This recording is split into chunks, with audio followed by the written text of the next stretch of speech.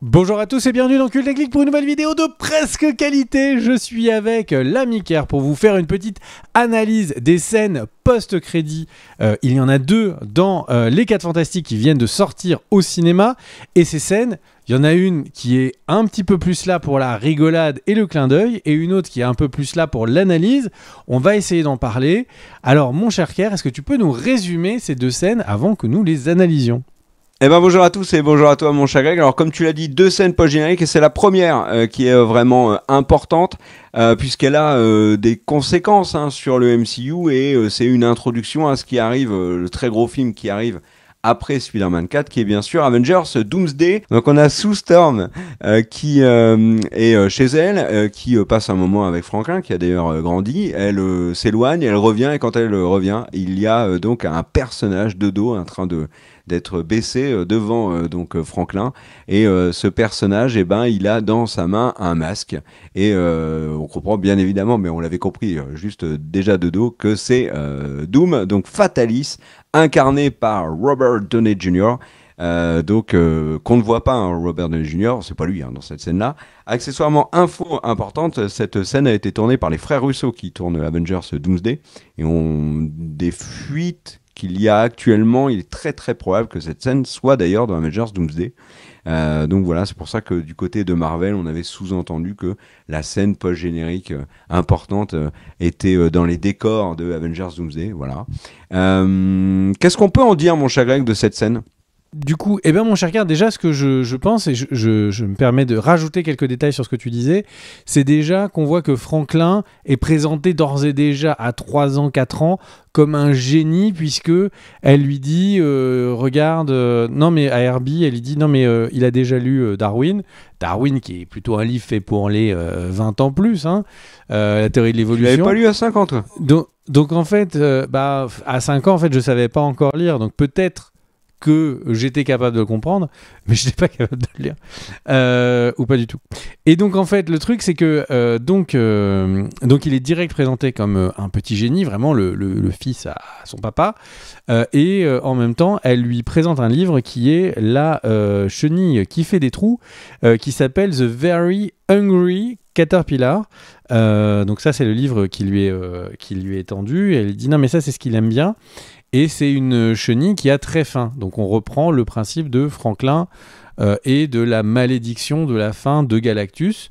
Il y a l'air d'avoir une petite résonance. Et puis effectivement, la fameuse scène où on voit Dr Doom. Alors s'il peut enlever son masque sans que ça effraie un enfant, on peut supposer que soit c'est un enfant qui est très pur, soit que c'est un enfant qui en fait voit un visage plutôt normal potentiellement de Dr Van Doom, et donc on n'est pas sur les versions où il a le visage ravagé par les flammes ou quelque chose comme ça. Autre point, c'est que il est à préciser qu'on voit Dr Doom, qui est un des méchants les plus importants de l'univers des 4 Fantastiques, et qui est un personnage qui vit dans la Latvie, donc un pays imaginaire du monde de Marvel. Et la Latvie, en fait, c'est un pays qui est déjà nommé plus tôt dans le film. Donc quand Sue fait un grand discours pour la paix mondiale dans ce qui, on peut supposer, est l'ONU de là-bas, il y a un panneau où on voit donc que la Latvie n'a pas de représentant. Donc on peut supposer qu'on est en rapport avec ces versions dans le comics où la Latvie n'a aucune représentation, discussion extérieure.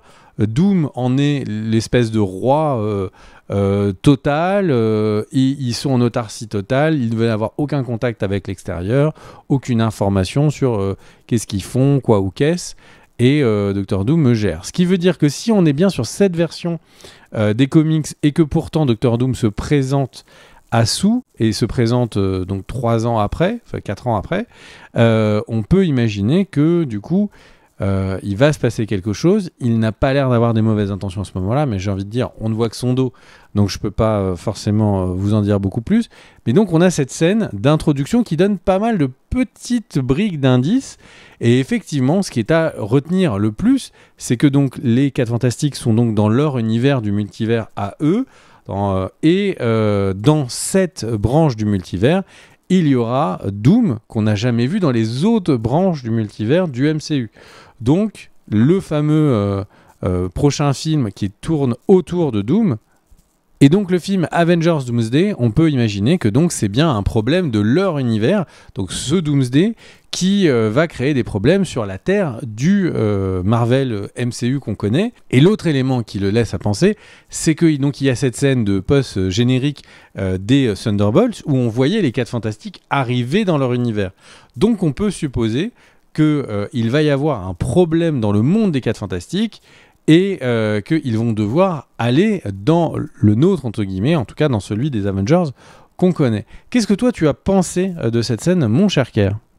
Bah, mon cher Greg, déjà on peut se poser la question de pourquoi Fatalis est devant Franklin. Alors, il y a plein de raisons qui sont liées notamment aux comics et qui vont avoir des conséquences bien évidemment qui vont être développées dans Avengers Doomsday et ensuite Secret Wars. Franklin et Fatalis y ont bien sûr un rôle majeur, ça on l'avait compris. Ça tu en reparleras un petit peu après. On peut aussi imaginer plus là à court terme sur quelles sont les suites de cette scène. Fatalis est peut-être juste devant Franklin, alors c'est pas anodin, mais peut-être qu'il va se retourner vers Sue, ensuite parler avec Reed et exposer un plan qui est un plan qu'il expose dans les comics du côté qui sera donc dans Avengers Doomsday et peut-être en arrêter là. Il y a aussi une autre possibilité, c'est qu'en fait ça se passe pas bien et qu'ils partent avec Franklin. Donc ça c'est une possibilité parce que Franklin et Fatalis, comme je l'ai dit, sont très importants dans la suite du MCU et du coup on va essayer de vous faire un peu une explication là comme ça mais sans vous spoiler et qui ne sera pas la théorie, notre vision de ce qui arrive dans les 2 prochains Avengers. Ça on en parlera davantage plus tard dans une autre vidéo. Qu'est-ce qu'on peut dire déjà aujourd'hui mon cher Greg là-dessus ? Ce qu'on peut dire déjà, c'est qu'il y a des théories sur Internet sur le fait qu'en fait, si Doom a enlevé son masque et si Franklin l'avait soigné. C'est vrai que ça pourrait être une option puisque tout ce qu'on a vu de Franklin pour l'instant, c'est effectivement des pouvoirs un peu de guérison avec sa mère, enfin de guérison plus qu'avancée. Mais du coup, c'est une théorie qui peut avoir du sens. Peut-être que c'est juste pour ne pas l'effrayer.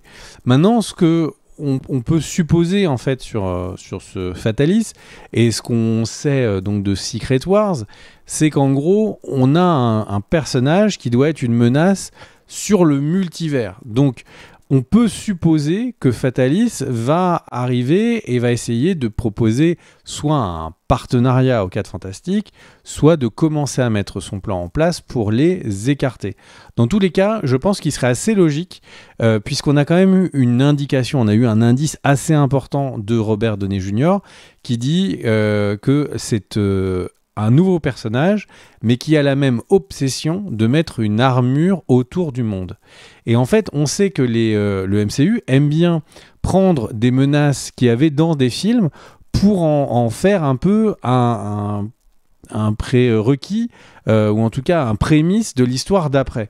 Donc je prends un exemple, dans Brave New World, le fait que dans les Eternals, il y avait eu un titan qui sortait de la planète, et bien là, dans le Brave New World, c'est utilisé pour dire, eh bien, il y a quelqu'un qui est sorti, la planète est en danger, il y a de l'adamantium dans ce truc, il faut qu'on se fasse la guerre pour aller le récupérer. On peut complètement imaginer, avec en tête ce que disait Robert Downey Jr. et cette armure qui protège le monde, que peut-être que Fatalis a décidé de sortir.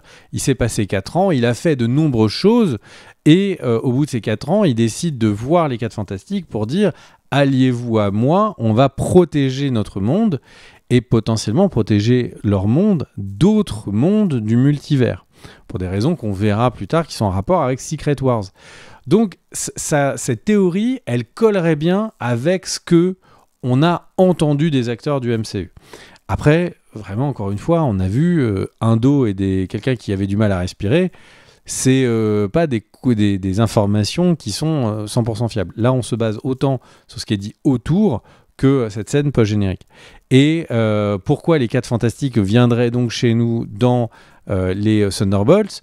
eh bien, soit parce que en fait, Dr Doom a gagné dans leur monde et du coup ils ont dû le quitter, soit c'est parce qu'ils veulent prévenir notre monde que Doom va l'attaquer. Donc on a un Doom qui vraiment utiliserait le fait de dire oui mais là le monde a failli mourir, il y a Galactus qui est arrivé et vous ne l'avez pas vaincu, vous l'avez juste envoyé plus loin et qu'ils souhaitent un peu retourner leur univers aux 4 Fantastiques. En tout cas moi ça me paraîtrait assez intéressant comme début de film si en fait cet univers un peu mignon années 60 a sombré dans une folie sécuritaire menée par Doom. Je trouverais ça assez chouette comme juste directe introduction et les 4 Fantastiques obligés de fuir leur monde qui est sous la coupe du dictateur Von Doom. Qu'est-ce que t'en penses, Ker ? Je suis d'accord avec toi et moi j'ai 3 remarques. D'abord, ce que nous dépeint cette scène, ce que l'on sait de Doomsday et l'annonce de Secret Wars, tout ça nous fait clairement dire que ce qui est en train de se dessiner a déjà... La trame a déjà été écrite dans les comics. Donc là, on est plutôt sur une suite d'événements qui, pour l'instant, a l'air assez évidente. On ne vous explique pas tout maintenant parce qu'on ne veut pas vous spoiler et potentiellement vous gâcher. On fera une vidéo bien à part où que là, vous regarderez pour avoir les informations, même si, bien évidemment, les films pourraient s'éloigner. Comics Civil War n'a rien à voir avec le film Civil War. Deuxième élément, moi, un des trucs qui m'a vraiment marqué dans le film, c'est que Fatalis est complètement absent. Or, il est présent dans cette scène pop générique, donc il est présent dans le monde des 4 Fantastiques, ce qui est cohérent, c'est le grand méchant des 4 Fantastiques. Et que faisait-il donc pendant l'affrontement contre Galactus? Et enfin, troisième élément, on en parlait en off et on était d'accord, c'est que cette introduction de Fatalis, elle est quand même assez décevante en matière de mise en scène, de chips à nous donner, etc. C'est quand même pas la première apparition de Thanos, par exemple. Donc, un peu frustré. T'es d'accord là-dessus ? Peut-être, effectivement, peut-être. Et le truc aussi, c'est que, objectivement, scène post-générique, après un film qui en a déçu certains, en a satisfait d'autres, mais qui est pas non plus huge, tu fais une scène post-générique où tu balances un Robert Downey Jr. de face en Fatalis, tout de suite, ça fait monter la température, et ça aurait créé une hype potentiellement plus grande pour Avengers Doomsday. Étonnant qu'il l'ait fait de la sorte. Voilà pour cette scène post-générique qui était importante quand même pour le MCU. On va passer maintenant à la deuxième scène post-générique, là, qui est plus anecdotique, mais qui a aussi son utilité pour l'univers des 4 Fantastiques. Et du coup, effectivement, la deuxième, elle est beaucoup plus simple. C'est tout simplement une version dessin animé des 4 Fantastiques. Donc, dans cet univers, les enfants regardent les aventures de leurs super-héros des 4 Fantastiques. Et donc, on voit ce bout de super-héros où, justement, ils affrontent Red Ghost, Puppet Master et Diablo. Et on a la fameuse catchphrase de la chose qui est dite. Et on voit Herbie qui éteint à la télé. Sans doute une scène post-générique qu'on peut vraiment prendre comme étant une référence un peu très révérende, un peu vraiment dans l'hommage. Et donc, on sent vraiment un amour dans cette scène à la licence des 4 Fantastiques, donc qui est née dans les années 60, 61 si je ne me trompe pas, et de ce moment où les 4 Fantastiques est devenu une des licences de comics les plus lues aux États-Unis de très très loin, et c'est quelque chose peut-être qu'on comprend moins de ce côté de l'océan, puisque chez nous, les 4 Fantastiques n'ont jamais été aussi importants que chez eux. Il y a eu des dessins animés, les 4 Fantastiques, et c'est sans doute un clin d'œil à cela. Et du coup, cette scène post-générique, elle est faite dans le look de la série des années, de 1967, pour ceux qui sont curieux. Mon cher Ker, je te laisse le mot de la fin. Eh ben, merci à tous d'avoir suivi cette vidéo. N'hésitez pas à regarder aussi la critique du film. Elle est disponible sur la chaîne. Il y a plein d'autres contenus aussi. On commence à faire quelques shorts, donc n'hésitez pas aussi à regarder tout ça. Merci à tous ceux qui nous soutiennent sur Tipeee. Merci ceux qui laissent des commentaires, ceux qui s'abonnent. Voilà. Et on vous dit à tous et à toutes une bonne fin de journée. Ciao.